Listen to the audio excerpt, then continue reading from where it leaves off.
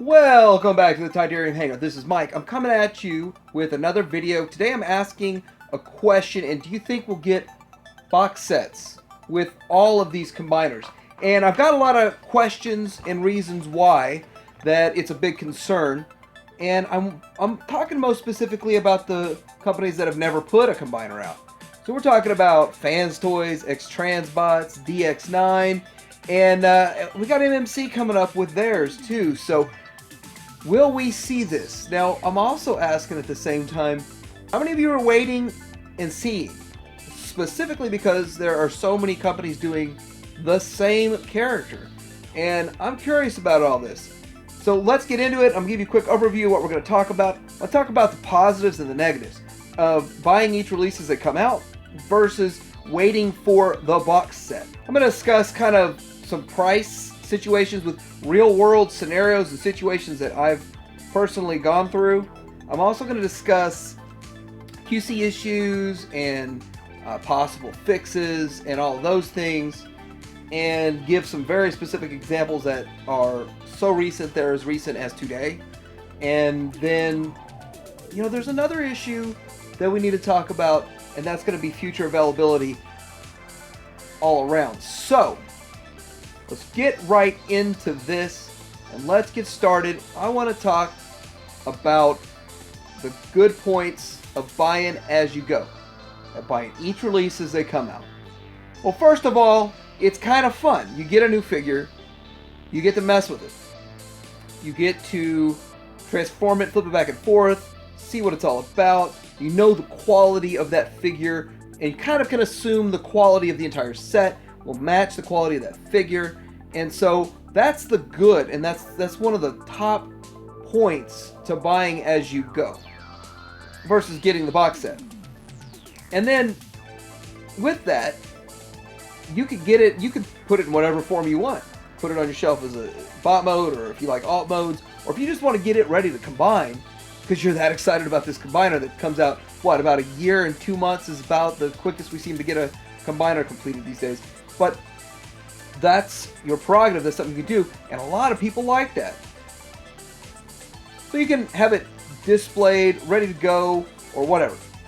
Now, seeing as how there are 4 sets of the same character out at the same time, my plan was always to get one figure from each set just to see what the quality was, what it was all about, what they were all about, and compare them, and pick one set based on that. Now, I'll tell you at the end sort of what I'm doing and why I'm doing it, but I thought that would kind of be a cool idea, but then you kind of sit there, you're odd man out with a couple of limbs that aren't going to go on anything if you're not going to complete those combiners. It almost could be sunken, wasted money. But then again, we do kind of have a way we could sell these things, but a lot of times, the less desirable one doesn't sell for as well. So, you could get stuck with some of those singles if you go a little bit crazy with it. Also, you may spread the cost out. Instead of dropping $600 in one day and buying the whole combiner, you're spreading it out. You're spending 100, and like 180 or 200. So that's a plus for a lot of people. I know that making this hobby seem affordable is a challenge because some days it doesn't seem affordable at all. But spreading that cost out can help, and I think it's one of the bigger reasons people buy them as they go, kind of a pay-go thing. So let's get into box sets, and I gotta say that the first thing that I find when I think of a box set, the advantage is price. There's a lot of reasons, but in the end, usually when you wait for the box set, you get it a little cheaper. So we'll talk more about that with specific examples when we get to the price section, but that is like the advantage of a box set. Also, sometimes with box sets, you get like improvements, upgrades, more parts and pieces, and we saw that with Zeta giving you, their first box sets were repaints. Their first box sets also had multiple heads, and so there was something different about that. So that was kind of cool. You got extra pieces. If you look at Toy World's box sets started to include G1 looking pieces. So that was a good thing. Having the G1 parts for the Devastator for the Toy World Constructor, that was worth getting the box set over. Also, I personally am I keep my boxes. I'm a collector, a displayer of those. I don't want to have 5 boxes. I'd rather have one big box. I mean, that's my preference. That's not everybody else's. Actually, I'm kind of in the minority when it comes to that one. And of course, in the end, you can wait, and before you spend $1, have other people compare theirs, and you can see what other people think, and other people see their sets and all this before you dive in with both feet or with one toe. Okay, so let's start talking about the biggest concern when it comes to combiners is price. Now, I did the math, I did the short math on this, and the price of Zeta's combiners, you can get their combiners from Show Z. Right now I'm looking at just their Bruticus, so I don't know if they've sold out of Superions, which they probably have, but their Bruticus, their Bruticon is $330. Shipped out the door, no more expenses, you've got it for $330. Now, if you bought them separately, I'm thinking you paid somewhere in between the range of $375 to $400, depending on where you bought them, because some places were charging a premium a bit, and like even today, you may be paying a premium on some of the figures. So that's an issue. You're getting $50 cheaper on a box set. Now, when you think about it, it's almost like, you know, $5 to $10 more a figure. That doesn't sound that bad, spreading it over a year and a month or 2 months. But what if you're buying 3 combiners? There's half of another combiner that you've saved by buying box sets. So it's, for me, I'd much rather buy the box set. In every situation, in every single case, I would much rather buy the box set. Now that doesn't mean that's how I'm buying them right now. I'm going individual on several of the sets I'm working on. I'm doing them one figure at a time. And in the back of my mind, I'm like, man, I wish I was getting the box set. Okay, so I'm looking right here at another Toy World. Their Constructicons, their Devastator, and Constructor was sold 6 separate bots for $100 each, and that made $600. So I'm seeing it sold as cheap as $499.99. Now, I'd say the average is still $550 wherever you get it at most retailers, and that's $50 savings. I mean, I would think, like, I got mine for a lot cheaper because I got it used secondhand, but I would think that, you know, $500, I think it's definitely worth that for the set. It's a decent solid set, but I would think you'd save, like, you know, the $499, you save $100 on the more expensive sets, which brings me into some speculation territory here. So if you look at Zeta and what their pricing structure was, and it's similar to Toy World, and it's about $50 cheaper, so then you see what Xtransbots would cost approximately $450, the set should be like $399. If Xtransbots were to do a set. Fanstoys, same thing. Like their cost is $675 for a set. If you add each individual, 105 plus 105 plus 105 plus 180 plus 180. If that last limb does cost a full 180 because of the parts. So how much would that be? $675. You knock a little off, make it $630 or something like that. So I would think that a Fanstoys release would just be $600. Including all the parts and everything in one box, if they did one. But I personally don't think Fanstoys will do one. I don't. I do not think Fanstoys is doing a box set, end of story. But then again, I'm curious what you think.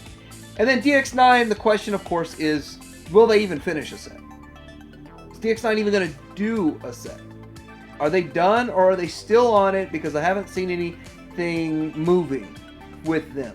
But if they do complete it, are they in it enough to do a box set? To reissue it? I know that they do. Once they finish something, they like to reissue stuff. So, I mean, they're not shy. But I'm curious. Next up, I want to talk about possible fixes and QC issues. Xtransbots has a few figures that have a couple of QC issues. I understand that people have broken some of their figures, like the back when they convert it from car, when they unclip the legs, the feet from the hood of the roof of the car, the roof cracks. I'm understanding they're having a couple of issues with drag strip. I know I'm super ultra delicate with mine, so I haven't broken anything yet. So I feel pretty confident about that set. But the feedback goes to them. By the time they get that set out, hopefully anything included in that set has those fixes, possibly. Next, I want to talk about something that happened recent and very recent, like right now, and that's this KO Soul of Chogokin. Now, I understand KO and then Fanstoys are two different things. KO and Xtransbots, two different things. KO and MMC, two different things, right? But this is an issue to where the arms aren't connecting properly to the individual release of the red lion and the green lion are not connecting to the black lion very well. But I got the box set and they connect just fine. They work fine. There was some change from the first releases to the box set release, which is not even an actual box set. It's just they're shipping at the same time. There is something different. And that's messed up. That if you bought them one at a time and then you get it, you can't even combine them properly. You have to mod yourself to make them fixed right. That is not cool.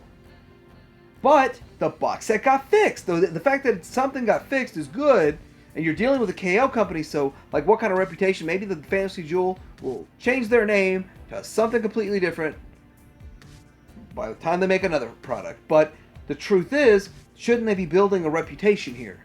Building a brand? But that's an example that's right now that there's issues. And that's messed up on so many levels because you paid more for each figure, so it added up to like $275, $279 or something to get if you got each figure and as it came out. Then you turn right around and I get mine for like $210, so that's like $70, $60 or $70 cheaper, and it's better.